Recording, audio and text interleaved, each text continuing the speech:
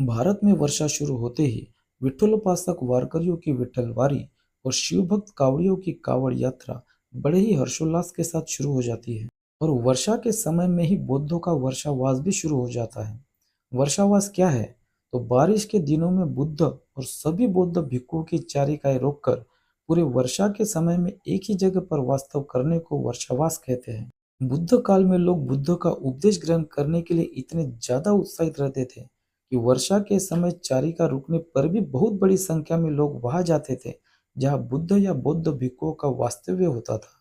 और आगे चलकर यही परंपरा वारकरियों की वारी और कावड़ियों की यात्रा में परिवर्तित हो गई। वारकरियों की विठ्ठल वारी और कावड़ियों की शिव यात्रा ये दोनों बौद्ध परंपरा ही है। और इस बात का सबूत संत नामदेव गाथा और नेपाल महात्मा में उपलब्ध है। संत नामदेव कहते हैं, शोधाचा महाशोध, बोधाचा महाबोध, शुद्धाचा ही शुद्ध बुद्ध विटेवरी। यानी जो विठ्ठल ईट पर खड़े हैं वह बुद्ध ही है।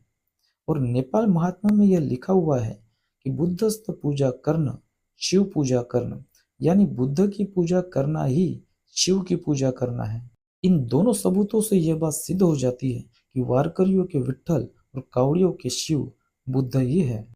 और भी कई सारी समानताएं हैं जिससे यह बात सिद्ध हो जाती है कि यह दोनों बुद्ध परंपरा ही है। जैसे भगवा यह शब्द बुद्ध के लिए ही प्रयोग होता है।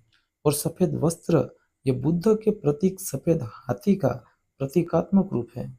वारियों में वारकरी सफेद वस्त्र और भगवा ध्वज धारण किए हुए होते हैं जो बौद्ध उपासक होने का ही प्रतीक है। और कावड़ यात्रा में कावड़िए भगवा वस्त्र और भगवा ध्वज धारण किए होते हैं जो बौद्ध अनुयायी होने का ही द्योतक है। कुल मिलाकर यह बात साबित हो जाती है कि वारकरियों की विठ्ठलवारी और कावड़ियों की शिव यात्रा ये दोनों बौद्ध परंपरा ही है।